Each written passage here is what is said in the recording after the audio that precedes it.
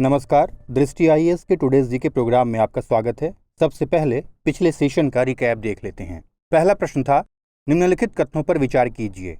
कथन 1, सरकार ने असंगठित क्षेत्र के श्रमिकों का डेटाबेस बनाए रखने के लिए श्रम शक्ति पोर्टल शुरू करने का निर्णय लिया है।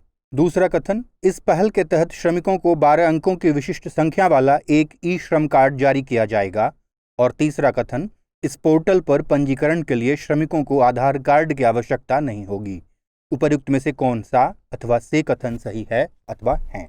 और इसका सही जवाब था ऑप्शन बी, केवल 2। अगला प्रश्न था, निम्नलिखित में से कौन सा देश विश्व स्तर पर सबसे अधिक मांग वाला विनिर्माण गंतव्य है? और इसका सही जवाब था ऑप्शन बी, चीन। अगला प्रश्न था, जुझेंथिली के संदर्भ में निम्नलिखित कथनों पर विचार कीजिए। कथन 1, यह प्रवाल को प्रकाश संश्लेषण के जैविक उत्पाद प्रदान करते हैं। कथन 2, यह प्रवाल के अद्वितीय और सुंदर रंगों के लिए जिम्मेदार हैं। उपर्युक्त में से कौन सा अथवा से कथन सही है अथवा है? और इसका सही जवाब था ऑप्शन सी, 1 और 2 दोनों। अगला प्रश्न था, भूकंप के संदर्भ में निम्नलिखित कथनों पर विचार कीजिए। कथन 1, यह गतिमान लिथोस्फेरिक या क्रिस्टल प्लेटों के संचरित दबाव के अचानक मुक्त होने के कारण होता है। कथन 2, पृथ्वी की सतह के नीचे का वह स्थान जहां से भूकंप शुरू होता है ऊपरी केंद्र कहलाता है। और कथन 3, वडाती बेनियोप क्षेत्र गहरे भूकंप से जुड़े हैं। उपर्युक्त में से कौन सा अथवा से कथन सही है अथवा है? और इसका सही जवाब था ऑप्शन सी, केवल 1 और 3। अगला प्रश्न था, निम्नलिखित कथनों पर विचार कीजिए। कथन 1, ब्रिक्स फोरम की अध्यक्षता इसके संक्षिप्त रूप BRICS के क्रम के अनुसार सदस्यों के बीच वार्षिक रूप से रोटेट की जाती है। कथन 2, ब्रिक्स संगठन के रूप में मौजूद नहीं है, बल्कि यह 5 देशों के सर्वोच्च नेताओं के बीच एक वार्षिक शिखर सम्मेलन है। उपर्युक्त में से कौन सा अथवा से कथन गलत है अथवा है? और इसका सही जवाब था ऑप्शन डी, न तो 1 और न ही 2। अगला प्रश्न था, निम्नलिखित देशों पर विचार कीजिए। पहला रूस, दूसरा चीन, तीसरा ताजिकिस्तान, चौथा उज्बेकिस्तान और 5वां तुर्कमेनिस्तान। उपर्युक्त में से कौन से देश कजाकिस्तान के साथ सीमा साझा करते हैं? और इसका सही जवाब था ऑप्शन सी, केवल 1, 2, 4 और 5। अगला प्रश्न था, अन्य पिछड़ा वर्ग यानी ओबीसी में क्रीमी लेयर के संबंध में निम्नलिखित कथनों पर विचार कीजिए। कथन 1, क्रीमी लेयर की वर्तमान सीमा 8 लाख रुपए प्रति वर्ष है। यह सीमा गैर शासकीय लोगों के लिए है। और कथन 2, सरकारी कर्मचारियों के बच्चों के लिए क्रीमी लेयर की सीमा उनके माता पिता की आय पर आधारित है। उपर्युक्त में से कौन सा अथवा से कथन सही है अथवा है? और इसका सही जवाब था ऑप्शन ए, केवल 1। अगला प्रश्न था, हाल ही में चर्चा में रहे आईन दुबई का संबंध निम्नलिखित में से किससे है? और इसका सही जवाब था ऑप्शन डी, ऑब्जर्वेशन विल। अगला प्रश्न था, विशेष आहरण अधिकार SDR के संदर्भ में निम्नलिखित कथनों पर विचार कीजिए। कथन 1, यह न तो मुद्रा है और न ही IMF पर दावा, बल्कि यह IMF सदस्यों की स्वतंत्र रूप से प्रयोग करने योग्य मुद्राओं पर एक संभावित दावा है। कथन 2, मुद्राओं के SDR बास्केट में US डॉलर, यूरो, जापानी येन, पाउंड स्टर्लिंग और चीनी रमन भी शामिल हैं। और कथन 3, SDR मुद्रा मूल्य की गणना प्रतिदिन की जाती है तथा मूल्यांकन बास्केट की समीक्षा की जाती है और इसे हर 6 साल में समायोजित किया जाता है। उपर्युक्त में से कौन से कथन सही हैं? और इसका सही जवाब था ऑप्शन ए, केवल 1 और 2। अंतिम प्रश्न था, किसी बीमारी अथवा वायरस की व्यापकता के संबंध में निम्नलिखित कथनों पर विचार कीजिए। कथन 1, ऐसी बीमारी को स्थानिक बीमारी यानी एंडेमिक कहा जाता है जब उसके संक्रामक एजेंट की उपस्थिति या उसका सामान्य प्रसार किसी दिए गए भौगोलिक क्षेत्र या जनसंख्या समूह में स्थिर होता है। कथन 2, जब मामले बढ़ने लगते हैं तो इसे महामारी की श्रेणी में रखा जाता है। और कथन 3, चिकन पॉक्स और मलेरिया स्थानिक रोग हैं। उपर्युक्त में से कौन से कथन सही हैं? और इसका सही जवाब था ऑप्शन डी, उपर्युक्त सभी। हमारे वीडियो अंग्रेजी में देखने के लिए फॉलो करें हमारा ही दूसरा यूट्यूब चैनल दृष्टि IAS इंग्लिश। शुरुआत करते हैं आज के सेशन की और सबसे पहले देखते हैं अभ्यास प्रश्न। हाल ही में खबरों में रहा mRNA 1644 निम्नलिखित में से किससे संबंधित है? ऑप्शंस हैं ए, HIV वैक्सीन, बी, कोविड-19 वैक्सीन, सी, कोरोना वायरस वेरिएंट और डी, HIV वीज। और इसका सही जवाब है option A, HIV vaccine. Massachusetts स्थित अमेरिकी बायोटेक्नोलॉजी कंपनी मॉडर्ना HIV यानी ह्यूमन इम्यूनोडिफिशियेंसी वायरस के लिए अपनी नोवेल mRNA 1644 वैक्सीन का मानव परीक्षण शुरू करेगी। कोविड-19 के mRNA टीकों की सफलता के बाद HIV के लिए mRNA वैक्सीन का यह पहला परीक्षण है। आपको बता दें कि विश्व स्वास्थ्य संगठन के अनुसार वर्ष 2020 तक के आंकड़ों के अनुसार लगभग 37.7 मिलियन लोग HIV के साथ जी रहे हैं। इस प्रकार इस प्रश्न का सही जवाब है ऑप्शन ए, HIV वैक्सीन। अब शुरुआत करते हैं आज के सेशन की और सबसे पहले देखते हैं पहला प्रश्न।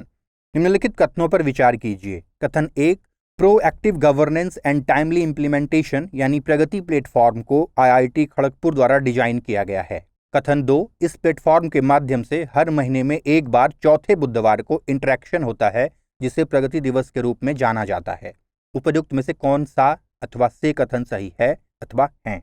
ऑप्शंस हैं ए केवल 1, बी केवल 2, सी 1 और 2 दोनों और डी न तो 1 और न ही 2। और इसका सही जवाब है ऑप्शन बी केवल 2। हाल ही में प्रधानमंत्री ने प्रगति यानी proactive governance and timely implementation के 37वें संस्करण की बैठक की अध्यक्षता की। प्रगति प्लेटफॉर्म प्रोएक्टिव गवर्नेंस और समय पर कार्यान्वयन के लिए ICT यानी सूचना और संचार प्रौद्योगिकी आधारित मल्टी मॉडल प्लेटफॉर्म है जिसमें केंद्र और राज्य सरकारें शामिल हैं। इसे 2015 में लॉन्च किया गया था। इसे प्रधानमंत्री कार्यालय की टीम ने नेशनल इंफॉर्मेटिक्स सेंटर की मदद से डिजाइन किया है। इस प्लेटफॉर्म के माध्यम से हर महीने में एक बार चौथे बुधवार को इंटरेक्शन होता है जिसे प्रगति दिवस के रूप में जाना जाता है। इस प्रकार इस प्रश्न का सही जवाब है ऑप्शन बी केवल 2। अगला प्रश्न है काजिंद 21 के संबंध में निम्नलिखित कथनों पर विचार कीजिए। कथन 1, यह भारत और कजाकिस्तान की सेनाओं के बीच एक संयुक्त प्रशिक्षण अभ्यास है। कथन 2, यह भारत और कजाकिस्तान के बीच होने वाले संयुक्त प्रशिक्षण अभ्यास का पहला संस्करण है। और कथन 3, इस अभ्यास का आयोजन पुणे भारत में किया जाएगा। उपयुक्त में से कौन सा अथवा से कथन सही है अथवा हैं? ऑप्शंस हैं ए केवल 1, बी केवल 1 और 2, सी केवल 2 और 3 और डी 1, 2 और 3। और इसका सही जवाब है ऑप्शन ए केवल 1। सैन्य कूटनीति के चलते कजाकिस्तान के साथ बढ़ते रणनीतिक संबंधों को मजबूत करने के लिए भारत कजाकिस्तान संयुक्त प्रशिक्षण अभ्यास काजिंद 21 30 अगस्त से 11 सितंबर 2021 तक आयोजित किया जाएगा। यह भारत और कजाकिस्तान की सेनाओं के बीच संयुक्त प्रशिक्षण अभ्यास का 5वां संस्करण है। यह प्रशिक्षण नोड आयशा बीबी कजाकिस्तान में आयोजित किया जाएगा। इस प्रकार इस प्रश्न का सही जवाब है ऑप्शन ए केवल 1। अगला प्रश्न है निम्नलिखित कथनों पर विचार कीजिए। कथन 1, नारायण गुरु अद्वैत वेदांत के समर्थक थे। कथन 2, नारायण गुरु ने वाइकोम आंदोलन को गति प्रदान की जिसका उद्देश्य निचली जातियों के लिए मंदिर में प्रवेश करना था। उपयुक्त में से कौन सा अथवा से कथन सही है अथवा हैं? ऑप्शंस हैं ए केवल 1, बी केवल 2, सी 1 और 2 दोनों और डी न तो 1 और न ही 2। और इसका सही जवाब है ऑप्शन सी 1 और 2 दोनों। हाल ही में प्रधानमंत्री ने नारायण गुरु को उनकी जयंती पर श्रद्धांजलि दी। नारायण गुरु अद्वैत वेदांत के सबसे बड़े समर्थकों और पुनर्मूल्यांकनकर्ताओं में से एक थे। अद्वैत का सिद्धांत आदि शंकराचार्य का सिद्धांत है। नारायण गुरु ने वाइकोम आंदोलन को गति प्रदान की। इस आंदोलन का उद्देश्य निचली जातियों द्वारा त्रावणकोर में मंदिर में प्रवेश करना था। यह आंदोलन देश भर में चर्चित हुआ और महात्मा गांधी ने इसकी सराहना की। इस प्रकार इस प्रश्न का सही जवाब है ऑप्शन सी 1 और 2 दोनों। अगला प्रश्न है निम्नलिखित कथनों पर विचार कीजिए। कथन 1, ग्लोबल मैन्युफैक्चरिंग रिस्क इंडेक्स अंतर्राष्ट्रीय मुद्रा कोष द्वारा जारी किया जाता है। कथन 2, यह यूरोप, अमेरिका और एशिया प्रशांत के 47 देशों में वैश्विक विनिर्माण के लिए सबसे फायदेमंद स्थानों का आकलन करता है। उपरोक्त में से कौन सा अथवा से कथन गलत है अथवा हैं? ऑप्शंस हैं ए केवल 1, बी केवल 2, सी 1 और 2 दोनों और डी न तो 1 और न ही 2। और इसका सही जवाब है ऑप्शन ए केवल 1। अमेरिका स्थित संपत्ति सलाहकार कुशमैन एंड वेकफील्ड के ग्लोबल मैन्युफैक्चरिंग रिस्क इंडेक्स 2021 के अनुसार भारत दुनिया भर में दूसरे सबसे अधिक मांग वाले विनिर्माण गंतव्य के रूप में उभरा है। भारत ने दुनिया के दूसरे सबसे वांछित विनिर्माण यानी मैन्युफैक्चरिंग केंद्र के रूप में अमेरिका को पीछे छोड़ दिया है। भारत पर बढ़ते फोकस का श्रेय भारत की परिचालन स्थितियों और लागत प्रतिस्पर्धात्मकता को दिया जा सकता है। Global manufacturing risk index Europe, America और एशिया प्रशांत के 47 देशों में वैश्विक विनिर्माण के लिए सबसे फायदेमंद स्थानों का आकलन करता है। इस प्रकार इस प्रश्न का सही जवाब है ऑप्शन ए केवल 1। अगला प्रश्न है निम्नलिखित कथनों पर विचार कीजिए। कथन 1, ब्रह्मोस एरोस्पेस, इसरो और एनपीओ मशीनोस्ट्रोयेनिया एनपीओएम रूस का एक संयुक्त उद्यम है। कथन 2, ब्रह्मोस हवा से सतह पर मार करने वाली 2 चरणों वाली सुपरसोनिक क्रूज मिसाइल है जिसकी उड़ान रेंज लगभग 300 किलोमीटर है। उपयुक्त में से कौन सा अथवा से कथन सही है अथवा हैं? ऑप्शंस हैं ए केवल 1, बी केवल 2, सी 1 और 2 दोनों और डी न तो 1 और न ही 2। और इसका सही जवाब है ऑप्शन बी केवल 2। हाल ही में उत्तर प्रदेश सरकार ने कहा कि राज्य में अगली पीढ़ी की अत्याधुनिक ब्रह्मोस मिसाइलों का निर्माण किया जाएगा। इसके चलते उत्तर प्रदेश में BrahMos aerospace company defence industrial corridor में एक संयंत्र स्थापित करने की योजना बना रही है।